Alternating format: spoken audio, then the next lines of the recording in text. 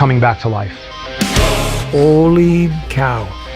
I can't believe it. I went, wow. It's been a long time coming. Is it 20 years? Yeah, 20 years. Wow. 25, is that right? 25 years later? When I found out about the remaster, like it existed, and the Dead Shall Rise, like I literally physically fell out of my chair, like it was like a shock. People come up and they say, "Oh my God, I loved Raziel. I love Soul Reaver. Oh, that God, that's the best game ever, and I grew up with it." And they say, "Are you coming back? Is it coming back?" And I said, "I have no idea." It's been like being undead, being a Legacy of Kain fan for the past 20 years. How was traffic? Good God, it was a mess. I flew over most of it, you know. Legacy of Kain is not a small undertaking. There's so many aspects of people who care about it and that are actually taking it on, and that's what's exciting to me at this time when it's resurfacing, having the gall to do it. A majority of the team are fans of this franchise, and I think that drives the passion and excitement for them to be involved. So I had Soul Reaver on the Sega Dreamcast, and it was one of the small handful of games I treasured on that thing. And it had this world-switching mechanic, which was just awesome. The environment would morph around you. Like, it wouldn't just flash into another world. You'd watch like pillars grow and shrink, and everything would kind of morph between the two worlds. And it had this crazy story. It was just awesome. It's a series I always wanted to see come back. I played Blood Omen, like I rented that on the PlayStation back in the day with its horrendous load times. I really kind of came to, love the series with Soul Reaver. It's really like exciting to like try to honor, the history of Legacy of Kain. Raziel in particular always kind of stood out to me, and I always was gravitated to that story. After all this time to have it finally coming back and to have a hand in that is just the most amazing feeling. I remember when I was a child and 12, playing these games and buying the magazines, playing the demos. I didn't have the full versions yet. Like, you just play these things and you're like, how did they do this game? And over 20 years later, and I actually get the chance to work in it. It's just I can't even express like how I'm so grateful I got this chance.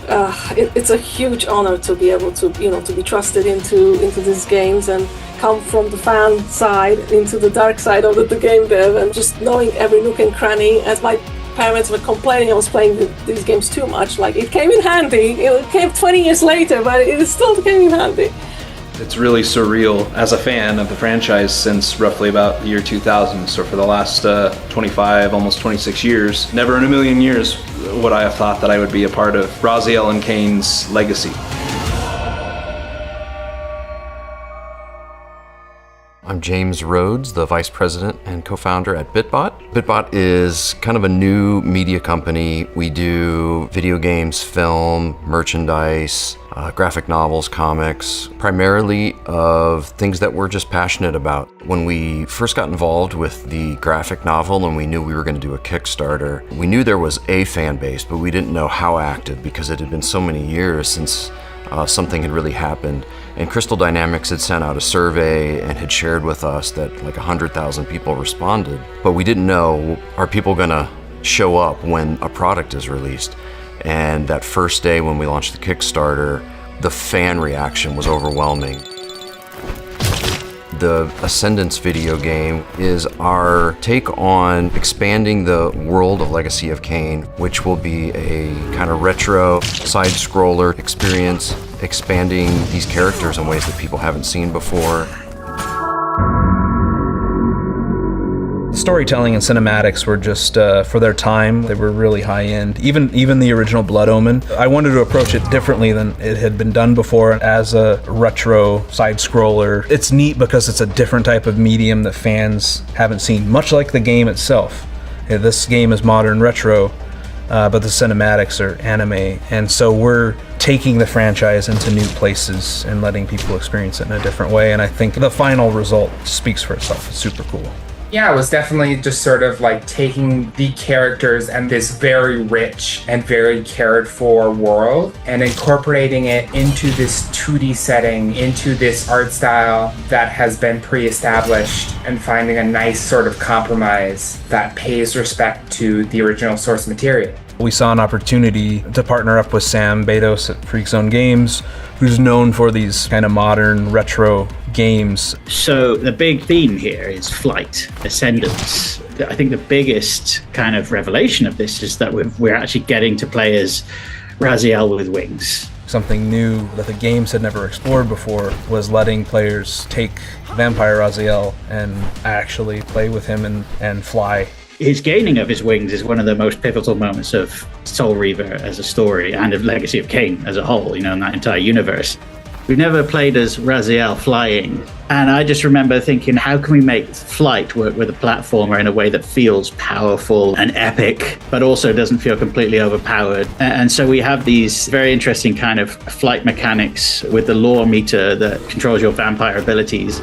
You can dash around in the air and you can glide down, and there's all kinds of flight maneuvers that you pull off in this game to traverse the levels and the puzzles and things. And so it's all around this idea of keeping yourself airborne whilst maintaining your lore meter and dive bombing against these enemies and just making the most of all your abilities. I found that the vampires, they are so strong and agile and powerful, but also a drop of water or a flame can just completely end them. We give them flight and we make them strong, but we also make them rely on their lore meter and have to refill with blood and everything. Then on top of that, we also open it up and we let characters play as Seraphin Raziel. The attacks for both Vampire Raziel and Seraphin Raziel are different. It's like a stab versus a slash. But with the counter, those two are switched. So Seraphin Raziel has the slash when countering, but Vampire Raziel has the sort of stab, calling back to that previous variant. Finding little bits and pieces where we can pay respect to the source material. The biggest challenge in designing the gameplay for this was we have the perspectives of 4 different characters, all of which have different abilities and different motives. Seraphin Raziel, when you play as him, you kind of feel the absence of the flight and these abilities, but he gains his own strengths. He has his fire bombs. And then we also have Kain. When you play as Kain, you feel that it's so powerful. You can turn into a swarm of bats. You can turn into fog and dash around through grates and dash behind the enemies, turn invisible into fog, dash behind them and hit them in the back. You feel so powerful. To arms, brothers! The blue demon is at our doorstep. What appealed to me when I first was introduced to Soul Reaver, not only was it beautiful and gorgeous and unique for its time, it had amazing voice acting. I mean, that's just really what stood out. And because it was such a deep, complex story, you've got to have a good cast. They brought it to life. These were just words on a page. And I think a lot of that credit goes to Michael Bell and Simon Templeman, Raziel and Kain. So, you've come to avenge that filthy parasite and reclaim his foul heart. You're a righteous fiend, aren't you? Is this typo blood that I'm drinking? Yeah. Okay. Maybe we were joking. It was a little bit of a dream, this idea that hey, maybe we could get all the original cast back together. The enthusiasm on their part to want to come back and do these characters again was actually really, really fun to see. Yeah! It was exciting to do, yeah. You call time a tapestry. If that is so, then the loom insists on its own great design. I mean, it's amazing that Simon Templeman and Michael Bell returned, true, absolute legends. Ah, Thornlatch. Then that is where it must begin. You speak of a past I have yet to make, and yet here you stand, shaped by it. If hatred brought you to this moment, then perhaps it was always meant to. Not as a victim, but as an instrument of my will. And then Anna Gunn was a part of the original cast. I mean, it's amazing. That's a very passionate fan base. It's really exciting. Richard Doyle was excited to return as well. How fitting. The creature that now hunts you led you on your most sacred kill. When we started talking about new characters, I told Josh, I was like, we got to get Darren. I don't care what voice he does. We've got to get him. Yes, Lady of Thornlatch. I am foolish, but know this. I did not curse your beloved. Every time I hear his voice in a game, it always stands out to me. I listen to it and I think to myself, who did that voice? and I look it up. At least half the time I do this, it's Darren DePaul. I did not guide you to this place, child. You were drawn here by threads beyond my reach, but the path is not unfamiliar. Did you hear his cowardly screams when I tore that black heart out of his carcass? I think a lot of fans thought that they were done. That was it. They're back, and fans are going to get to experience that again. Boom! It's us. Going back to the original Soul Reaver in particular, the opening cinematic, Raziel's theme, that track was always super cool. Clayton is the artist and producer best known as Cell Dweller. He has been making music since the early 90s, from kind of industrial metal to game score. He just runs a whole spectrum. He has a diehard global fan base and is known for his unique sound design and high production quality. My sound has always been fairly eclectic. It's very electronic, it's been orchestral, drum and bass, psytrance, pick a genre or a style and throw them in a blender, and that's the sound of Cell Dwellers.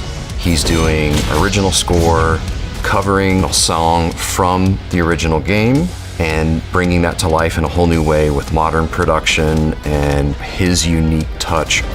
Bringing new life into it was part of my goal. Really never is my goal with any project I take on to just recreate what came before me. I pay homage to it. I feel like I'm always respectful of it. So diving into the score for these albums, digesting the sound of it, and instantly trying to reimagine what does that sound like in 2025, and we're talking 25, 30 years later. Recognizing that these were created in the 90s, early 2000s, and the technology that existed then, because I was making music at the same time. I used a bunch of modular stuff, which is machines like this to create sounds, and kind of 90s digital synths. These are old machines that were widely used in the 90s and even into the early 2000s. So relying on that kind of stuff for some sound design heavily influenced the direction and the sonic architecture of the score. Putting a game together is no easy feat, whether it's a small indie project or a massive AAA title. It requires a team, it requires a group of people that are A, passionate, and B, talented. We have a small team, but we're pretty lucky with the team that we've got. Everybody's been very excited about the project, very passionate. We're in this stage where we're just really enjoying what we're seeing. Like giving fans the opportunity to experience that firsthand and exploring and expanding upon very iconic moments within the series. Hearing Michael and Simon and Anna returning to their characters and playing as characters that they never got to play before, and having fun with this franchise that we all thought was dead and gone, and that's all because of a passionate group of people. Here it is. You're in for an amazing ride.